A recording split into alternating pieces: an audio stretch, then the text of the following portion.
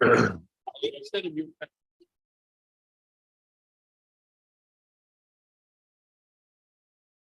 Clerk, T-1, are we going?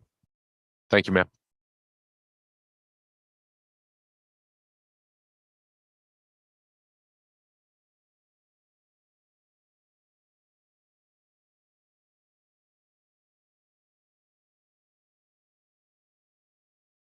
Amen. Everybody from Court Council is here today. Cole's here, Methazine's here, Brian's here. Oh boy. Now at least we know we're legally protected.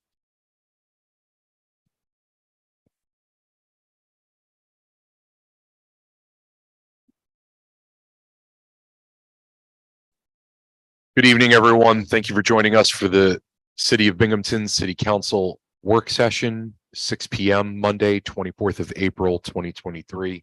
Please stand for the pledge. I pledge allegiance to the flag of the United States of America and to the republic for which it stands, one nation under God, indivisible, with liberty and justice for all. Clerk will call the roll. Madam Clerk. Councilwoman Resonetti. Present. Councilwoman Riley is absent. Councilmember Friedman. Present. Councilman Burns. There he is. Councilman Strawn. Present. Councilman Scanlon is absent and President Scringy. Present. Right, that's 5 here, 2 absent, Riley and Scanlon. Thank you, Madam Clerk. This time we will ask Billy Goodson from the sewage treatment plant to join us for RL 23-94. Evening, Billy. How are you? Thank you so much for joining us. Floor is yours, ma'am. Okay, we received 2 FEMA checks totaling $8,402,233.80.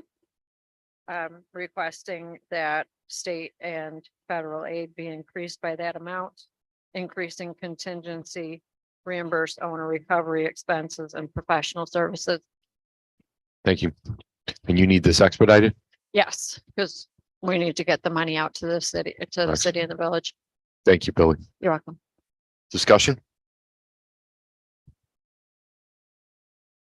Councilwoman Friedman. Thank you, President Scringy. Hi, Billy. How are you? I'm good. How are you? Good. So these trip me up every single time. Okay. And I just want to make sure that we're increasing these lines because we are receiving the corresponding amount of money. Is that Right, correct? that's correct. So even though it sounds like it's an expense to the city, it's actually not. We're getting reimbursed. Right. Is that correct? That's correct. Okay.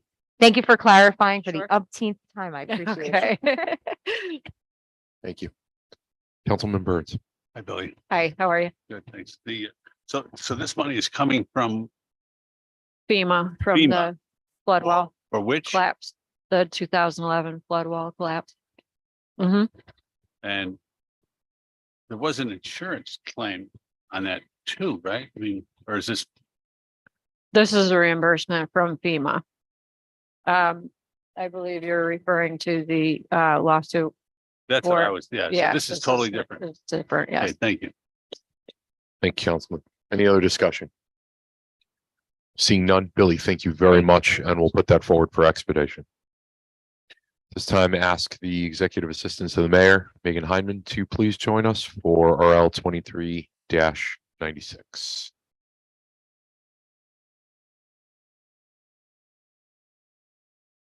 Evening, Megan. How are you? Thank you so much.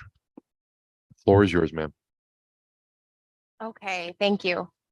Okay, this is RL 23-96. It's a resolution authorizing the mayor to enter into an agreement with MHAS for $85,000 for an expansion of the mobile crisis program. These funds had actually been previously earmarked for MHAS, and for this purpose, MHAS had some staffing issues and they were never really able to expend the funds. So they're at the point where they're ready to move forward now. The letter from MHAS in your packet details exactly what the funds and the expansion will be for. Thank you, Megan. Discussion.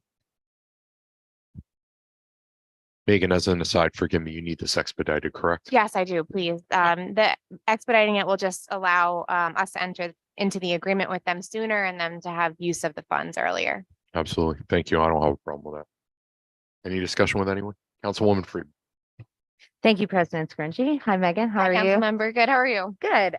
So my question is, I know this is a partnership between MHAS and the police department.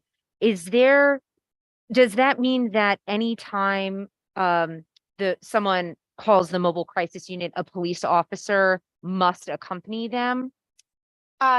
No, it's my understanding that it's almost reverse, where BPD will reach out to MHAS when they are on a mental health call. Or really where they feel they need the assistance of a professional mental health care worker. So that's why this expansion is so important, because sometimes in the past, I believe BPD would like to do that more than they were able to in the past.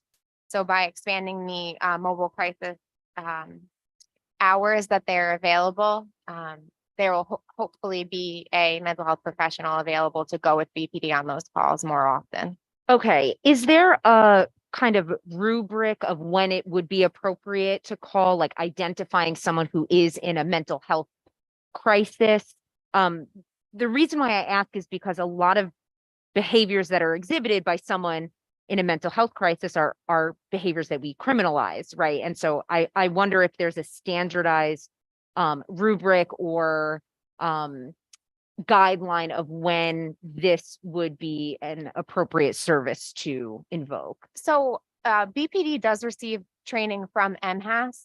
And I'm not sure if there is an explicit rubric, but I believe that they are trained on when these services would be most useful. And when, let's say when there is a mental health specialist, does that maybe change the trajectory of the interaction? Or, I understand they're there to support, but I'm wondering, what is it, just, a police interaction where there's a mental health specialist like standing on the side, or like, what does that interaction look like? How do they actually maybe change the interaction with the police and the person in a crisis? Sure. So I'm sure it depends largely on the nature of the call. Of course, yeah. But to your point that you made earlier, oftentimes a call will come in and go out through dispatch, and where it's really a mental health call, maybe a neighbor or resident is calling police. They're calling 911 because they don't know who else to call, or they don't have the MHAS number readily available. So when someone from MHAS goes out to BPD, they can kind of work together to gauge the situation and the steps that need to happen next. And then part of this too is that MHAS will do follow up with those individuals. So it's not just like we responded to this incident and, there's no follow up to make sure the person is getting the mental health care that they need, or just like any resources that MHAS can connect them with. They will to some extent do that as a follow up, and they'll remain connected to the individual. Okay, so this in a way is one path that individuals can get plugged into the mental health infrastructure in the city. Correct, Okay. Yep. And my last question is, I don't know if you would be able to answer this, but I'm wondering why we don't budget for this in the police budget and instead have to use CDBG funds for that. I don't know if you're able to speak to that. So if I recall correctly, this was I think it was the 2021 budget. Okay. I'm not sure if it was under police or where it fell exactly, but when this was initially budgeted for, that's when sort of MHAS was having these organizational changes and turnover, and they weren't able to spend the money. I'm not sure though which department it was budgeted under. Okay, yeah, because I'm looking through my budget now. I don't see it in here. I'm looking at the 2023 budget. I don't see it in here. I don't know if maybe it's hiding under some No, vague you're correct title. that this fund, this is now a CDBG fund. Right. Yep. Okay. All right, those are all my questions. Thank you. Sure. If I may, or counsel? The other thing that can change by having MHAS on site is that when an officer believes that he may have someone who would be a 941 who's a danger to themselves or others, and there may be a transport to the CPAP unit, they can also call MHAS as an option. And there have been times when MHAS gets into this is borderline, but this person doesn't need to go to MHAS. It doesn't need to go to CPAP. You don't need to transport. You can just clear the scene. We will do follow-up with that person. So we can change the trajectory of the outcome where there's not a 941 is not technically a criminal arrest, but it is a take it into custody and transport. And that can be averted sometimes by having the mobile crisis center come and evaluate the person on site. That's helpful information. Thank you. Thank you very much. Any other discussion? Seeing none, we'll move this forward expedited. Megan, thank you very much. Thank you. Appreciate you. This time I ask City Engineer Ron Lake to join us for RL 23-93.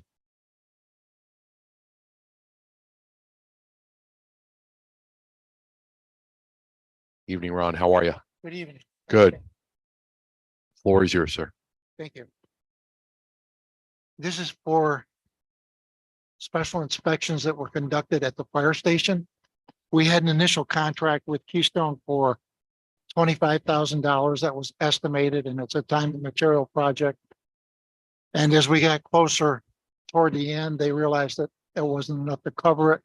So they had estimated another $3,000 to get us through the whole thing. And as it turns out, we're slightly over that. We're at 3,000 something. And I just want to get them paid. Excellent. Any discussion? Councilwoman Friedman. Thank you, President Scringy. Hi, Ron. How are you? Hi. So I'm looking at this memo here, and it says that the budget was exceeded because of an increase in the frequency of inspections and material testing. And then it says later, the additional inspections and testing was due to an increase in the number of days for the general contractor to complete these structures. Well, So can you just explain more? I can. It's kind of two- vague. Two yeah. things really happened. Okay. During construction, there was a period when we were having a hard time getting materials and we weren't completing the project as fast as we should have been. And the project ran over. And that caused them to have some more inspections, and there were some other things that were added during the project that caused some more inspections. Okay, that makes sense. But so then. Okay, so I understand, of course, there have been shortages and difficulties Right. obtaining materials like across the board. So what would have happened, they may have been there for this inspection, had the other materials been there, they would have accomplished at the same time. Because that happened, there were more inspections involved. They had to come out more times. I see. So this increase, would you say it's more so related to like travel or? No, it's just more related to the when the materials arrived and due to the unable to get materials there for quite a period of time, the backlog. Right. So I guess I'm confused because if overall the same number of inspections are required, they're just happening on different days than they were initially except- supposed to. Except we're charged by, for those type of inspections, we're charged by half days. And they can do I all the see. inspections they Okay. can. So if they can't do more than the one, it's not per inspection. Right. And it's not hourly, it's per It's day With- or for a half For day. half day, yes. Okay, that makes sense. All right, and we predict that this is the only increase. That's it. Okay. This is the end. Okay, great, So thank the- you. Thank you, Councilwoman. This will wrap this up, so to speak. This will wrap up Keystone. Yes. Excellent. Thank you. Any other discussion? Circle to Councilman Strong. Any other discussion? Seeing none, Ron, thank you very much. Thank you. Appreciate you. This time, I'd like to ask the Supervisor of Code Enforcement, Chris Schleider, to join us for RL 23-95.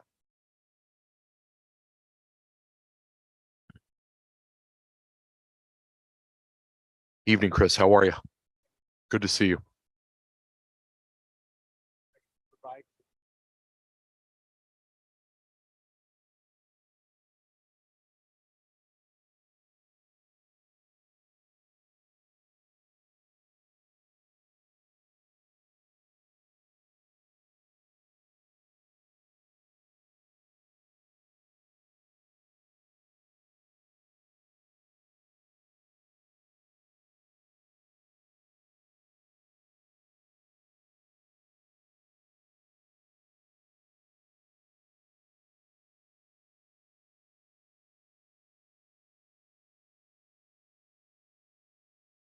Thank you, Chris.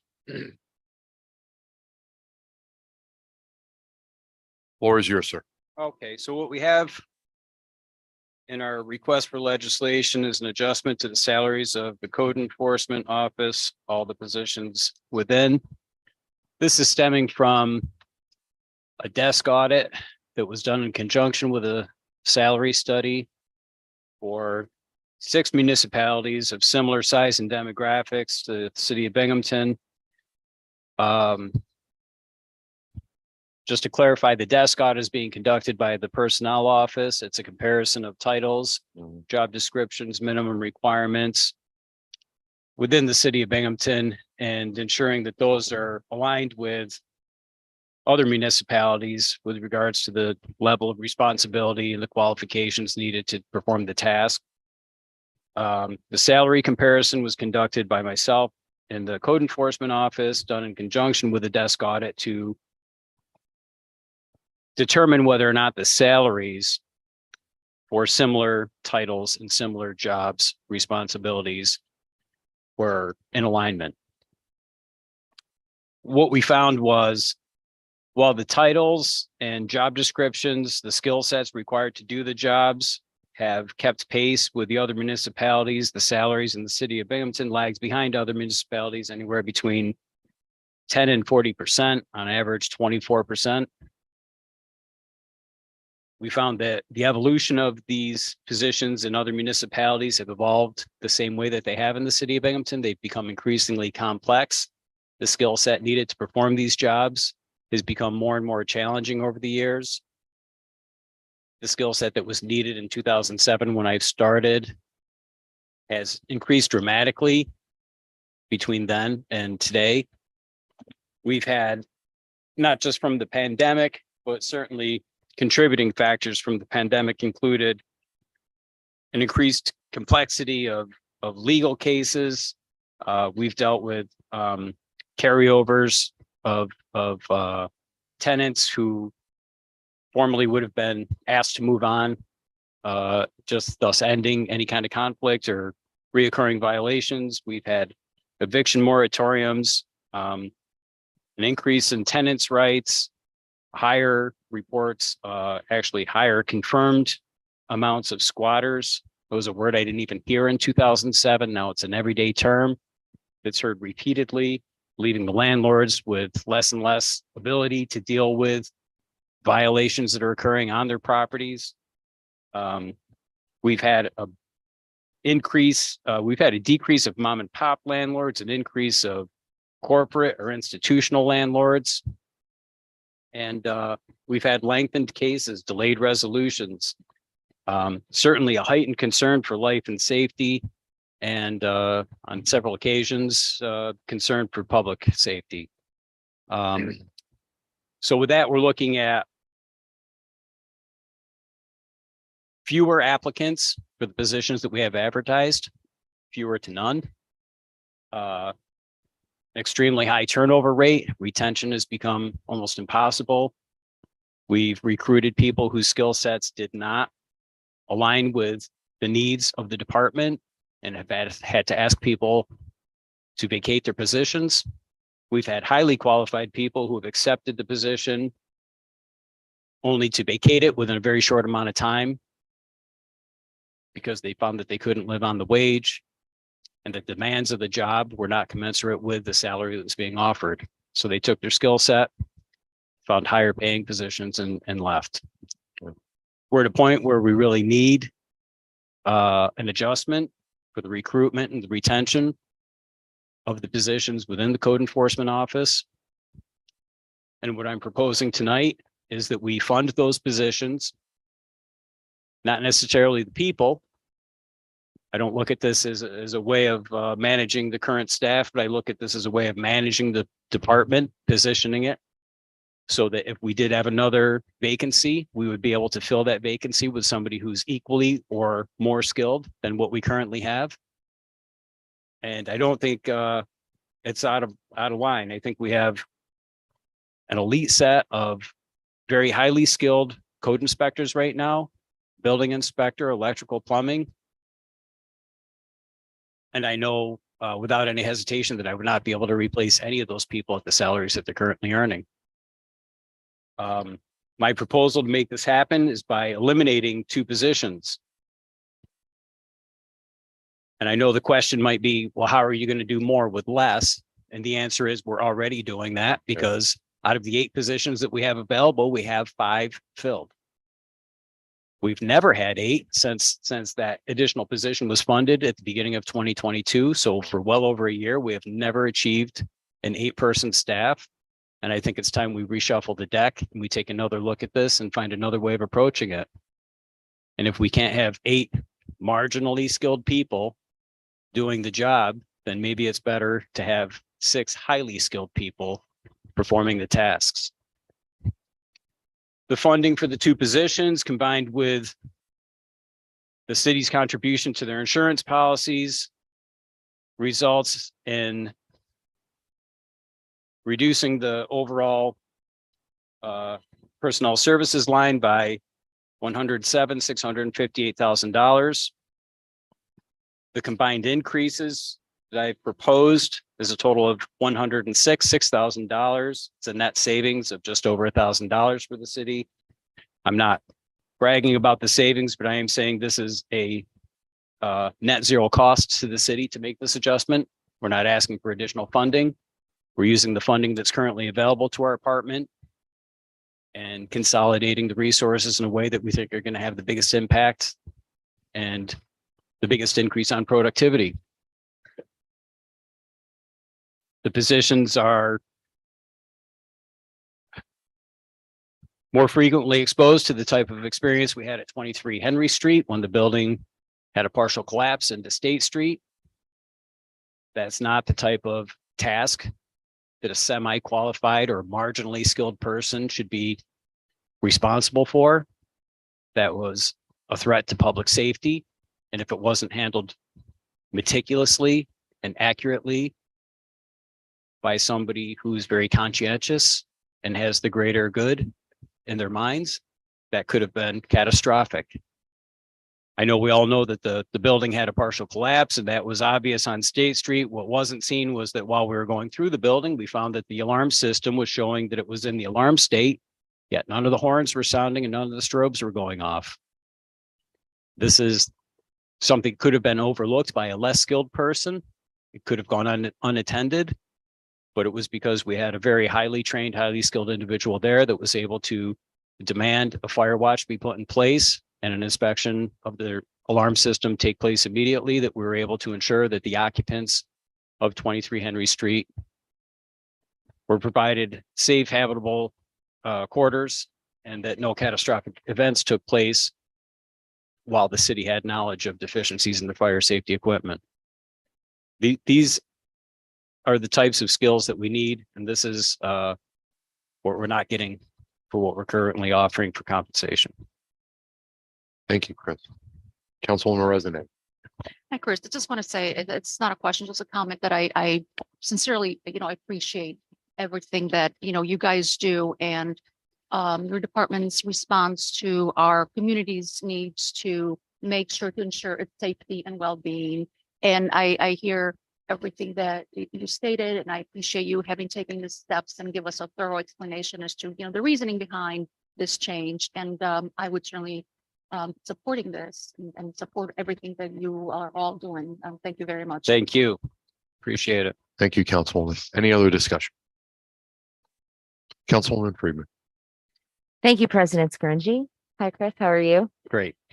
So that I appreciate all of the the background information and the context surrounding this proposal, because it is, in a way, like you said, you're kind of stuck between a rock and a hard place, right? Where these are not some of our best paid city employees, and they're asked to do tasks that are sometimes unpleasant and sometimes frankly dangerous. So I am a big proponent of compensating our employees fairly for their labor, of course. But then there is this glaring issue of defunding eliminating two positions. And, from our conversations in the past, I know a continual running theme is that the code department is at capacity, sometimes even over capacity. So I'm wondering if you had looked at any other sources of funding or anything else that does not involve eliminating two of these positions. Yeah, well, we have, and that's a good question. The fact that the 8th position was funded for a year and 4 months now, yet has never been filled, speaks to the point that while we could use additional resources to fund additional positions, it can't be done at $34,000.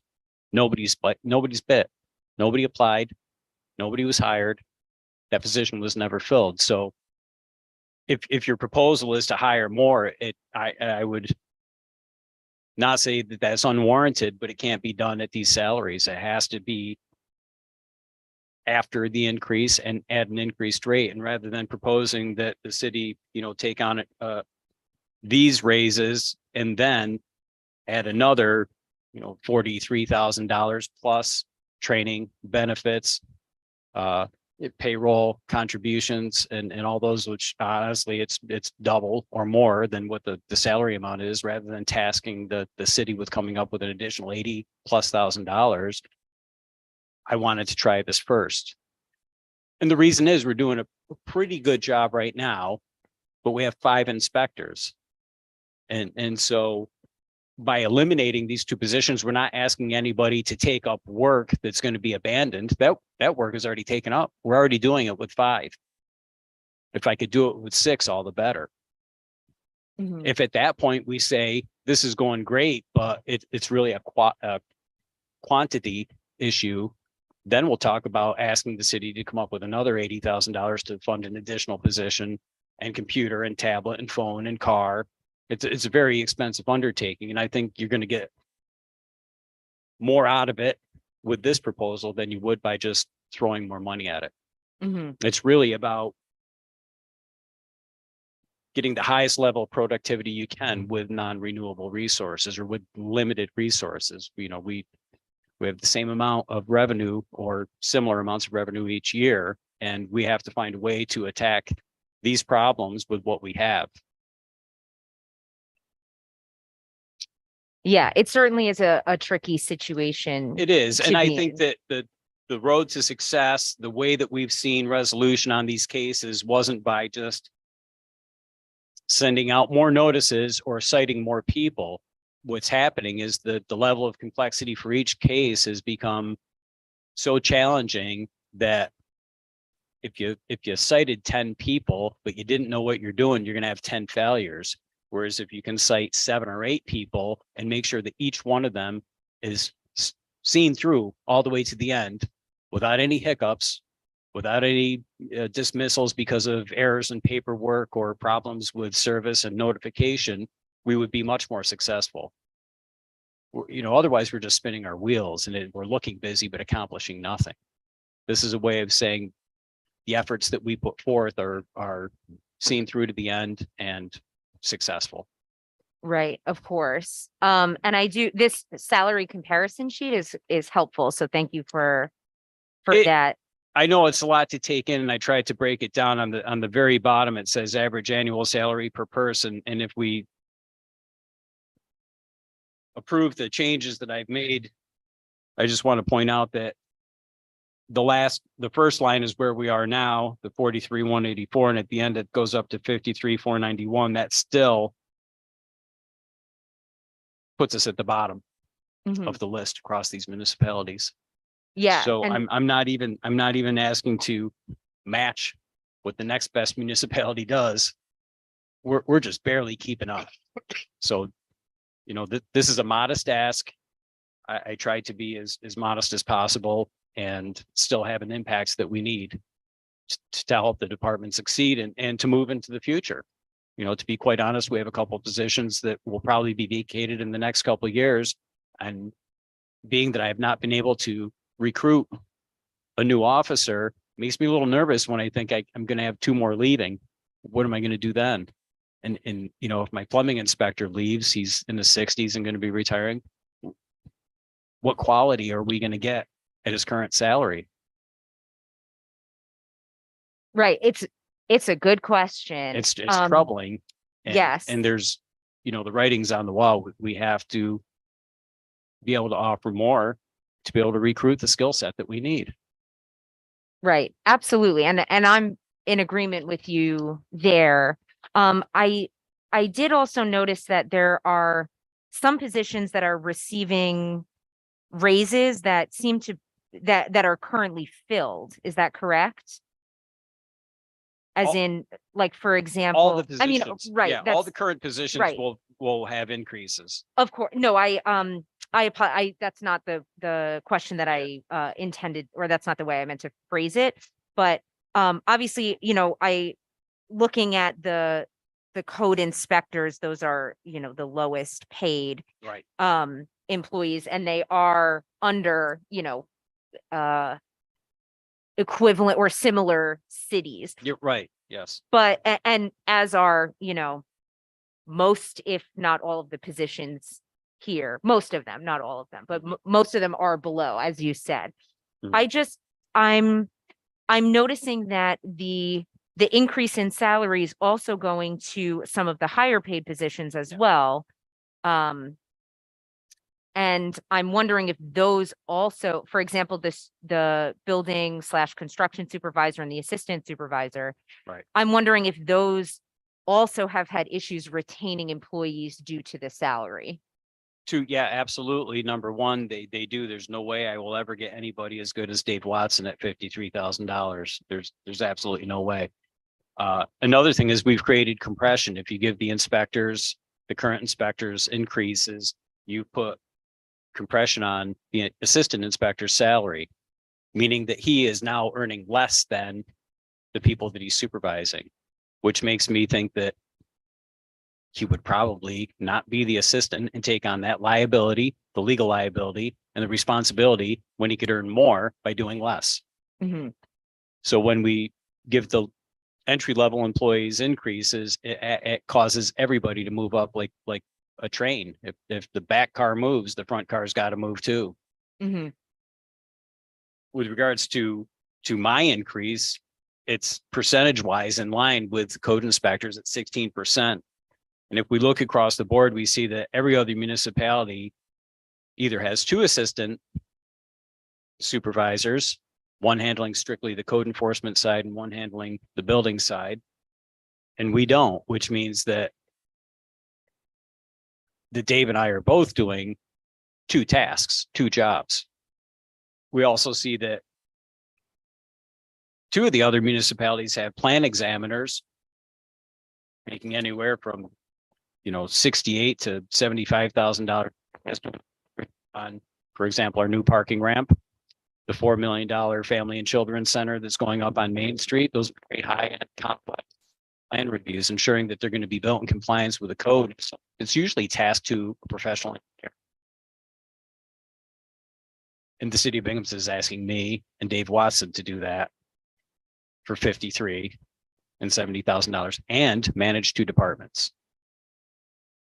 The position that I'm in after the increase puts me in line with basically the bottom paying jobs in the state, the bottom paying jobs. I mean, the highest, you know, department supervisor is making 105. You know, in Ithaca, they make 93, and I'm asking for 84.1, which is really the second lowest in the state. And I'll be honest with you, Schenectady, although that would be slightly lower than what I'm asking for at 83.5, paid $101,000 last year. And Mayor McCarthy slashed the code enforcement budget in Schenectady by 27%. Since now. Gonna pay 83 this year. That's. So there, if that's the case, then there is no enforcement in the state of New York to earn 72 or even 80. So the increase is very much warranted. Yeah, and I have no doubt, I am very much in favor of compensating fairly, for people's labor, of course, I don't want to come off like I don't think that everyone who works in the code department is deserving of, an increased salary. That's not at all where I'm coming from. I just am coming from a place of concern, ultimately of reducing the number of code employees. It's a fair question that should be answered, and I'm happy to answer it for you. And I don't Yeah. want to get into a long story scenario without you asking for the details and being willing to listen. But I'll tell you, the position of the department supervisor carries a lot more legal liability than anybody, even myself, ever realized. And it's because every person in this department is responsible for their work. I'm responsible for my work and the work of 11 other people. And if anybody in this department does something wrong or puts the public in jeopardy or is responsible for any injury or any catastrophic loss, it's not just them, but it's me, because I'm supposed to be supervising and inspecting and training these people. And so the legal risk that I take is 11 times more than anybody else in that department. Anything else, Councilwoman? Mr. President. No, I was just going to say thank you for You're welcome. that context. Yeah. I was taking notes. So Thank you, Council. yes, thank you for that. Councilman Strong. Chris, I think this is a great plan. I mean, the way I look at it is in the middle of a budget year to use vacancies is smart. And then we probably need to look at even more refilling those at the higher salaries for the next budget. Let's see if we can at least fill them. Or at and least retain 'em. add one back. But in budget, I Right. think it's wise to use vacancies. You're having trouble anyway, so why not? We have to Let's try at least something. start the process of getting a little closer, and then knowing that we probably do need to do more out budget years. I appreciate it. I have confidence in the plan. I'm glad you do too. Councilman Brady.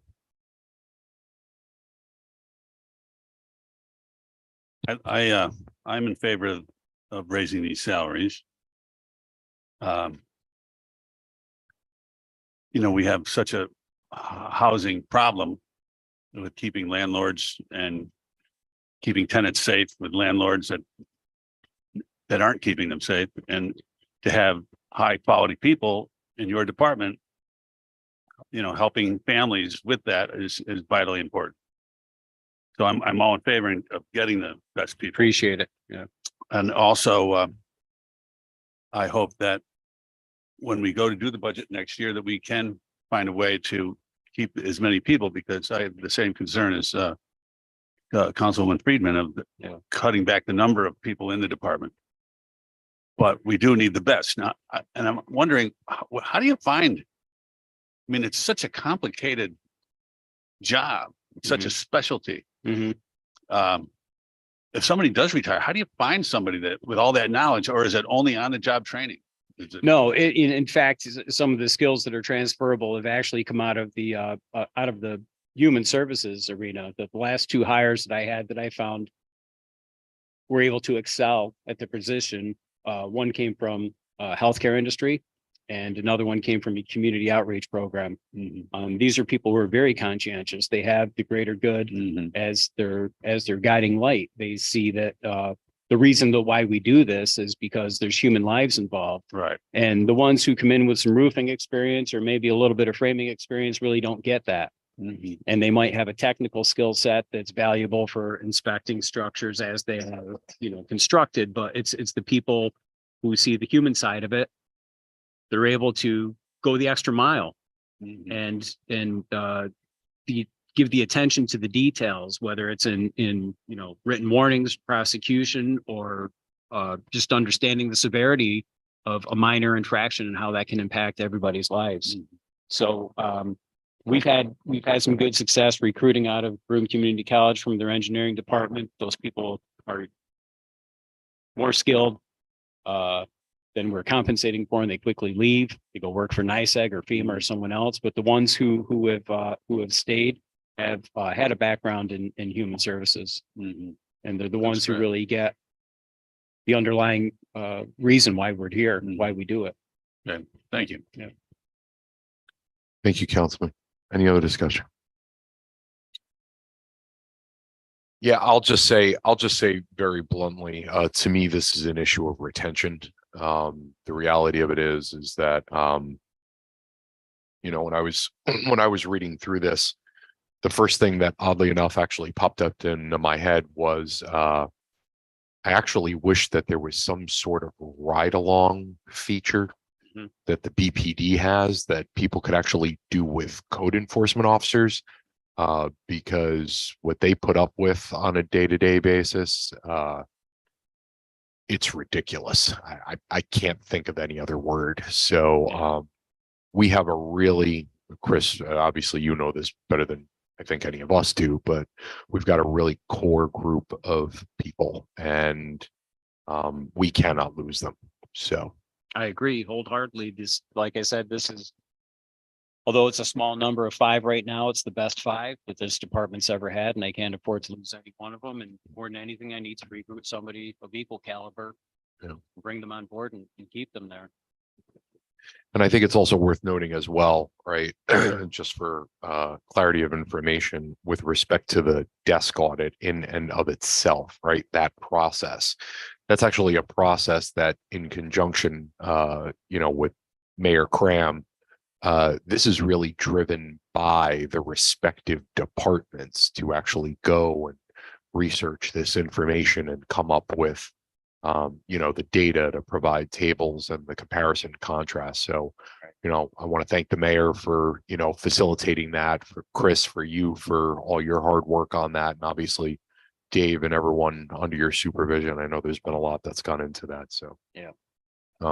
Appreciate that. Okay, thank you. Absolutely. Chris, thank you very much. Okay. Appreciate you. That being said, I'll ask our HUD administration and housing manager, Steve Carson, to join us, please, for RL 23-98.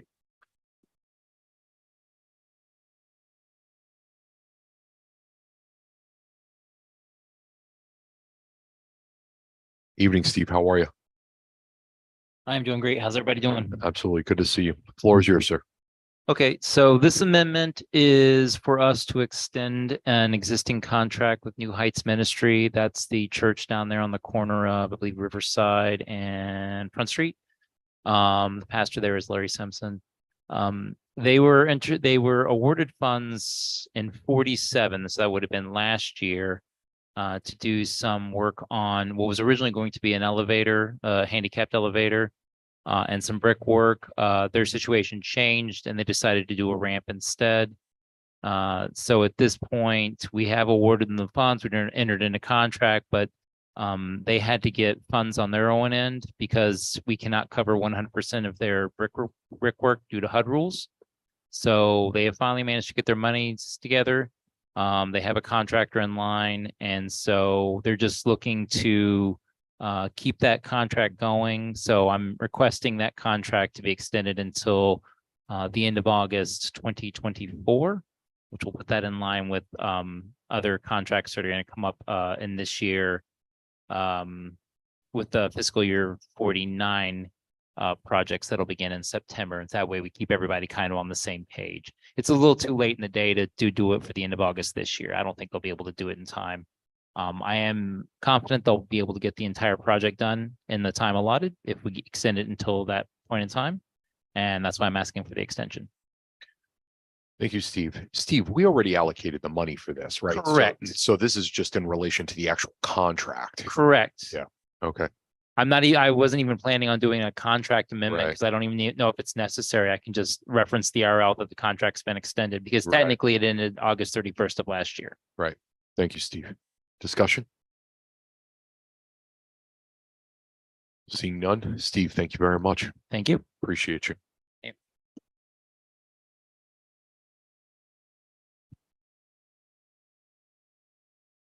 All right, at this time, I'd like to ask Supervisor of Planning and Zoning, Dr. Burling, to join us for RLs 23-97 and 99. Evening, Juliet. How are you? Good. So good to see you. Floor is yours, ma'am. The RL 2397, I'd like permission to enter into an agreement with Robley Historic Preservation Group to complete the educational survey for our certified local government grant. We bid for the work and had just one respondent. And he is actually extremely well qualified and very familiar with Binghamton. Excellent. Thank you. Juliet, is this school district wide? Is this for every building in the school district or? Okay. Thank you. Colleagues, any discussion? Councilwoman Freeman. Thank you, President Scringy. Hello, Dr. Burling. How are you? Hi, fine. How are you? Good. So I know you said that this firm is well qualified. Can you speak a little bit to how they were actually selected to do this? Yep, we submitted the bid. There are a few, we received one question, one actual bid document. I gave it to 3 people to review in addition to myself and provide comments regarding their qualifications, experience with the project, and there were no negative comments. So And how many firms sent in? just the one. Just the one. Okay. Yeah. All right. And this is not regarding any additional funding, right? This is separate from the grant legislation that we Correct. passed, right? Correct. The Okay. grant is just funding the work. So we just, Okay, great. Thank you. you're welcome. Thank you, Councilwoman. Any other discussion? Seeing none, Juliet, 99, please. All right, and like to also ask for permission to enter in a professional services agreement with Labella Associates for the design of our Parlor City Commons restoration project. Excellent. Thank you, Juliet. Any discussion? Councilwoman Freeman. Thank you, President Scringy. Just give me one moment, please. Oh, here we go. I was wondering if you could speak to the goals or the deliverables of this. I know it says restoration, but what does that actually mean? What is in need of restoring in the Parlor City Commons? Well, currently the bricks and the pavers are sinking and cracking. They need to be restored. We need to identify what's causing that. There may need some additional water runoff containment. The space itself is not well utilized, and it is in an excellent location and an excellent resource for placemaking. So we'd like to stabilize what we have and then create additional amenities. So we're going to be meeting with the building owners that actually their buildings create that space and see what it is they would like there. And of course, we're going to have a number of public meetings, get some feedback from the public, and we have a few suggestions of our own. But primarily it's to stabilize the source, the area, and then to utilize it better. So, Okay. It's also home to maybe my favorite mural in Binghamton. oh, yeah, that will remain. Okay, great. Thank you for that information. Yep. Thank you, Councilwoman. Any other discussion? Seeing none, Dr. Burling, thank you very much. Thank you. Appreciate you. This time I'm going to ask our Assistant Director in Planning and Zoning, Tino Martinez, to join us, please, for RLs 23, 103, 102, and 100. I'm going to ask for some flexibility here on the discussion with this to allow Corporation Counsel to join in where it needs to be fit. Tito, good evening. How are you? Good, how are you? Good to see you. Not to cut Tito off, but can I ask one question? Please. For the clerks, can we make sure that on the final agenda, if they get signed out, that 102 appears before 103? It's vitally important that it happens first in the meeting before that 102 comes before 103. Madam Clerk. Thank you very much. So just the ordinal nature of it that the seeker comes before the authorization. I suspect you would have done that anyways, but I just want to make it clear. Of course they would have. Thank you, Corp Counsel. Tito, the floor is yours, sir. So I'll start with 102. I was here last time to start the seeker process. What I brought last time was the part 1 of the seeker form, which is a statement of the facts of the site, the data of the environmental status of the site.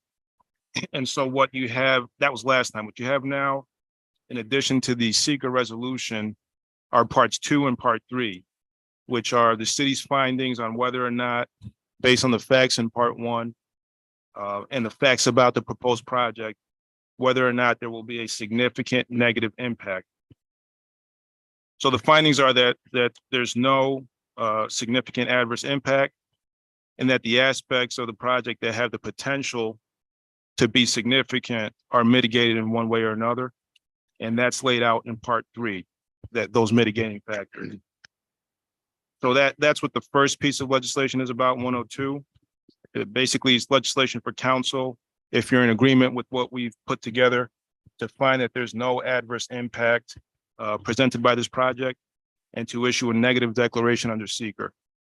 And again, this would have to happen first before the general eminent domain legislation is voted on.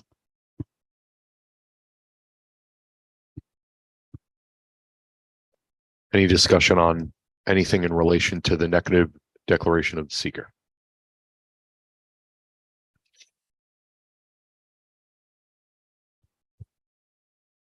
Come back. Okay. I just start and I go left or right. All right, that being said, seeing no discussion, Tito, can we move forward with 23-103 with respect to the authorization, please? Yep, so that's the second part of this. Similarly, it's our presentation of the findings under the eminent domain procedure. Basically states the reasons why we're taking the property, what the public purpose is. The sort of detailed explanation is in the transcript that Brian handed out last time. And this is the final legislation to adopt our findings and move forward with the eminent domain process for Binghamton Plaza. And just as a reminder, we got this out on the 19th, you folks, so it can be considered tonight. We are feedback involved and interested agencies to come back in. If there's anything that requires any changes, we'll try to bring that to you on May 8th, but we need to have this voted on May 9th, May 10th, excuse me, the Wednesday meeting on May 10th.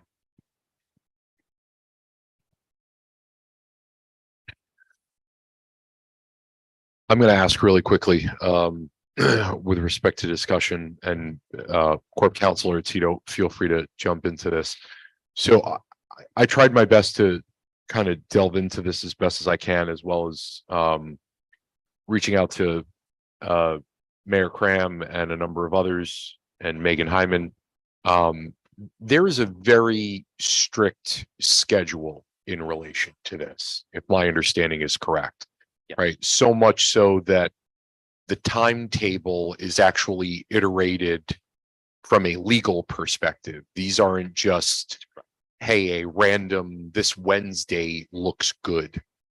Is there any way it can be articulated what hypothetically is to happen if action is not taken within that legally prescribed timeline.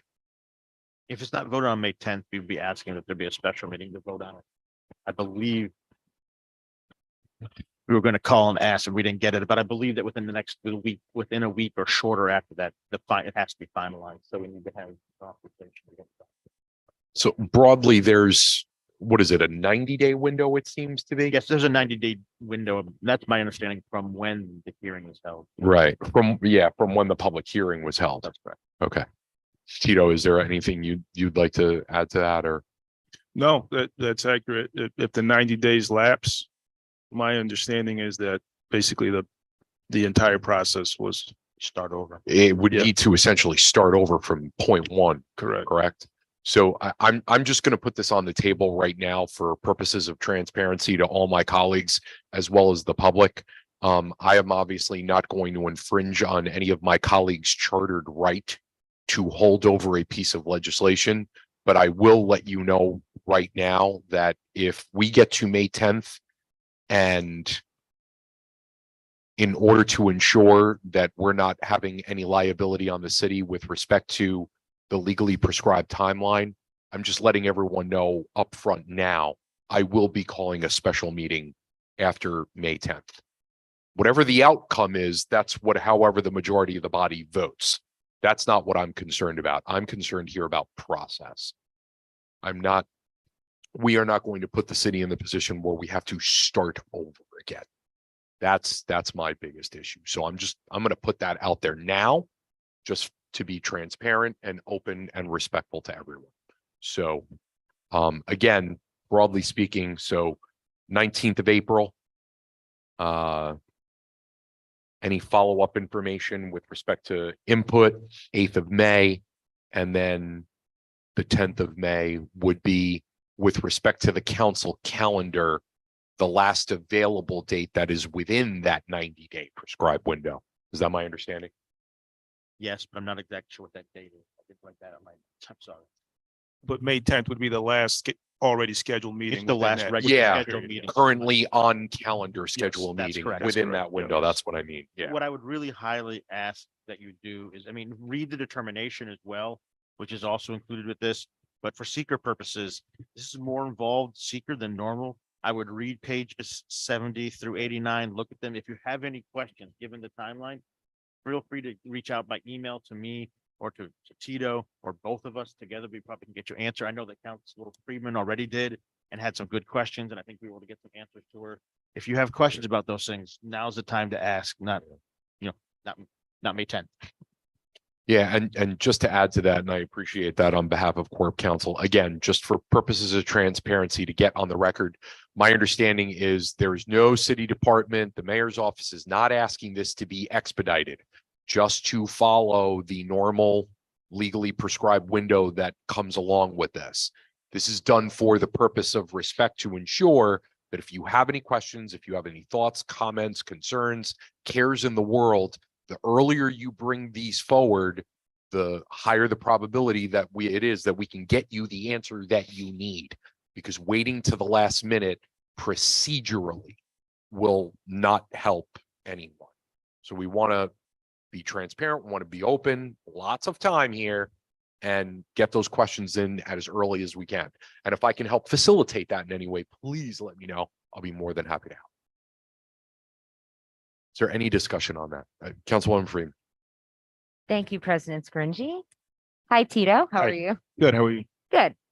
So one thing that I just wanted to flag is, let's see, it's on page 77 of the packet. Bullet point X10, but let's see. So section 3, no, sorry, section 4, subsection 10. It says conflict with communities' plans or goals. So I just, this is one of those projects. I've been saying this the whole time. This is one of these projects, in my district, I'm hearing conflicting information. I don't want to say conflicting. People have different opinions that are in opposition to each other. But one thing that I don't know that I agree with, just based on the concerns that my constituents have been raising. So under conflict with communities' plans or goals. So the last sentence is the project is also consistent with and supportive of the city's goal of returning vacant, dilapidated, and derelict commercial properties to productive economic use. And I think that that sentence is in conflict with what I'm hearing from the business owners who have thriving businesses in that property. And I think they would say, well, this is productive economic use, and tearing down the whole building instead of just the parts that are irreparably damaged and, you know, totaled, in the sense that the cost to rehab them is more than the value of them. I think they probably would not agree with this sentence. And I'm wondering if you could maybe speak to that, or, you know, if you were to speak to them, what might you say? Yeah, so generally that question refers to, does this proposal conform to the city's adopted land use plans for that area? And it does. The comp plan and the BOA for that area both call for that site to be redeveloped in one way or another, rather than to see it as a site that is stable and should stay the way it is. As far as the specific question about the existing tenants, there are multiple businesses in there that are stable and are doing well, but the vast majority of the site is vacant, and so that's why it's referred to as a predominantly vacant and derelict site. The condition of the property and the fact that it's mostly vacant sort of call for a fresh start on that site. As far as the tenants, I don't know, Brian, how much we can speak to sort of assisting them if they wanted assistance to relocate or find a new Yes. location. My understanding is that the BLDC or the economic development folks in the city have not reached out to people during this process, simply because it could give the appearance that they're somehow trying to influence their opinion of the project. However, when somebody has called them from that site, they have rendered assistance. So if there's some people who own businesses there who have concerns and are looking for help, they should really call the BLDC. And if they reach out to the BLDC will be more than happy to help them. And is there any sort of official or standardized relocation assistance that the city can offer, or Not it's on under a this case by case? Not under this procedure, no. Okay, It'd be informal. I have a question. okay, because you know, there have been a number of projects and proposals throughout my tenure where there's not a clear answer here, you know, and so I'm functioning in the capacity of a microphone for the people who are in my district, and particularly who have businesses here. And I've also, you know, I just want to voice that there has been additional pushback from residents on the north side who don't own businesses there, but who do like having, you know, a business hub there. Of course, I understand that a lot of this structure is not structurally sound. It's not only not productive, but, you know, you could argue maybe dangerous even. But I'm kind of being pulled in both directions here. And so I would be remiss if I didn't elevate the concerns that have been brought to me from my constituents. Councilmember Friedman, I would just add that to Brian's point, I would encourage any businesses that you're hearing from that have concerns about or want help with relocation to reach out to the Office of Economic Development. I was just having a conversation with the director this afternoon, and to this point, she hasn't heard from any of businesses seeking relocation assistance. So I would just urge them to reach out and contact her. There are things that office can do to help, but that's several steps in the future. So there is time for that. Okay, and I'm wondering out loud now if we could, and I can reach out to Sarah as well. But I'm just wondering out loud if we couldn't establish some kind of bona fide like program or something, because there are a number of businesses in there, you know, maybe there's something that we can do as the city, maybe some outreach or something like that. I don't know. I'm just thinking out loud. here. Sure, I know that they'd be more than willing to help. And that office does that kind of work already, Mhm. with businesses looking for locations. So that's something that they could, I'm sure, do pretty easily and effectively. So any businesses that have questions or are looking for help, you know, like I said, we're kind of getting ahead of ourselves here, but they should reach out to the Office of Economic Development. Okay. And Brian right. can correct me if I'm wrong, but because there's litigation, sort of the position has been that economic development to this point shouldn't be reaching out and actively trying to get people to move. And That has so been- that's we're been just our- focused on the first that's been step our of position at this taking point, yes. the property. It would just seem inappropriate, you know, to try to get people out. Given the dynamic at this time. Yes. Of course, and that totally makes sense. I know that even the talk of where we are now, people are nervous. Right. So, you know, I don't want to get ahead of ourselves, but I also want to get ahead of the curve so we Sure. can say, well, you know, these are steps that can help mitigate this process. You know, if this does pass and we do demolish that whole structure, it would be nice to come and say, well, here are some steps that we have for you to make this an easy transition if that does come up. So thank you for that. I appreciate the discussion. Sure. Thank you, Councilman Burns. Yeah, thanks. I guess this is for Brian about the eminent domain. So just so folks that are watching at home, that the city's not just that I'm all for the redevelopment of it. It's going to change the whole neighborhood, I believe, but in a good way. But we're not just taking somebody's property.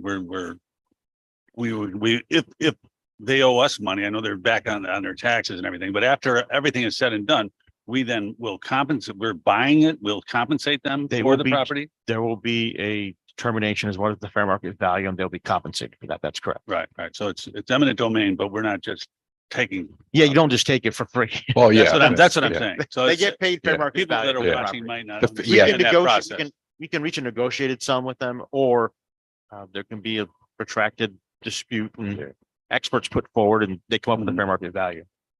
In your experience, how long does, what is reality, I think, is by the time all that happened? I hate that second. That's really a bad. We've not question. Ask done a that. lawyer, I think. We've not done that this many times in 20 years, but it can take a year, 2 years. We're Yeah. probably 6 to 9 months in. Okay. All right. Yeah, this Thank you. is not quick. Yeah. And again, it's worth noting, right? So the It depends. There's a lot of variables that can happen Yeah. from here on. It Yeah. can go very quickly, very or individualistic. it can go be dragged on. Okay. Okay. All right. Thanks. And the paying out of the fair market value is part of the eminent domain process. It's not external. Taking title may be a little simpler because it comes a point where if the judge prevail, we say we prevail, we pay a specific amount that we're ordered to. Title is then transferred. Then there's continuing litigation to see whether that's fair market or not. And that can go on protracted. So that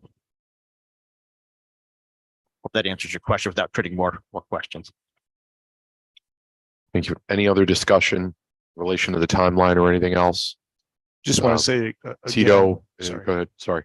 If there are any seeker questions, just send us an email. We can answer them before the May meeting. Just want to make sure you all have taken a hard look at all the questions so that you're comfortable with the vote. Yes, thank you. Anything else? I would be remiss if I didn't take a moment to say, Megan, thank you very, very much for all of your hard work on this. Tito, thank you for all your hard work on this. And Brian and Corp Counsel, thank you for all your hard work on this. I know there was a lot that went into this, so thank you all. Really appreciate that. All right. That being said, let's move on to RL 23-101. 100. I lied. Tito's still here. 100. Sorry, sir. Floor is No- yours. No problem. That's the rezoning on Park Ave. Correct. And so this is a proposal to rezone a section of Park Ave. It's a triangle that's between Street and Hotchkiss Street. There are several existing businesses on that block. The comprehensive plan called for this block to be rezoned to commercial. And so you just want to move that forward. It would make the businesses that are there conforming. And if there were any new businesses that wanted to locate there, they would be able to do that without having to get a use variance. Thank you, Tito. Discussion? Yeah. Councilman Burns. Tito, I looked at the map, isn't that mostly apartments, houses in that area there? I know there's the business up there, there's the park bench. There's the park bench. There's a hair salon. I don't know if that's still Yeah, open. but are they already in the area? I couldn't quite figure out from that map. So they're already in the business district, aren't they?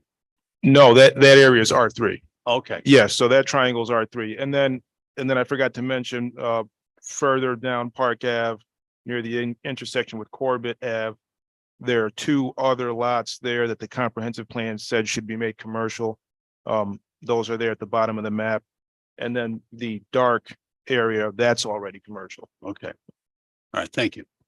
Thank you, Councilman. Any other discussion? Seeing none, Tito, thank you very much. Thank you. This time we'll move on to RL 23-101.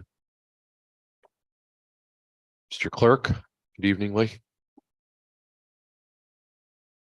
Good evening. The floor is yours, sir. Okay. So I know I'm usually over there. So with the recent retirement of the Registrar of Vital Statistics, she was here for, I think, 30 years. And we did lose a lot of institutional knowledge there. Anyways, we'd like to fund a part-time registrar to come in and start training. This person has already started. It's actually one of the registrars from the village of Johnson City. She comes in part-time in the mornings to help train our new registrar that just started a few weeks ago. And it's been very helpful to the new registrar.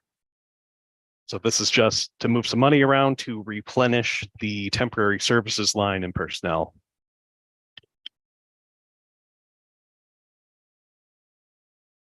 Thank you. Any discussion? Councilwoman Freeman. Thank you, President Scrungy. Hi, Lee. How are you? Good. How are you? Good. So I stop at my 15, like clerk, is that position currently filled or empty? It's currently vacant. That's why we're pulling the money from that. Okay, that's what I figured, but I just wanted to double check. Oh, thank you. Thank you, Councilwoman. Any other discussion? Mr. Clerk, thank you very much. Thank you.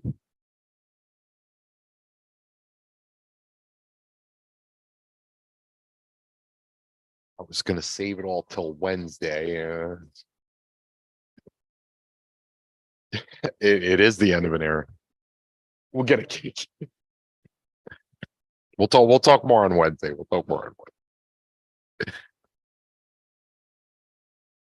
Council, any questions on pending legislation?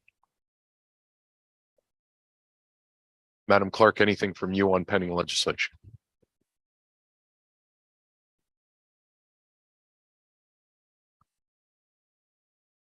Seeing none? You have a motion to adjourn. Motion to adjourn. Motion by Councilman Strawn, seconded by Councilman Burns. We are adjourned.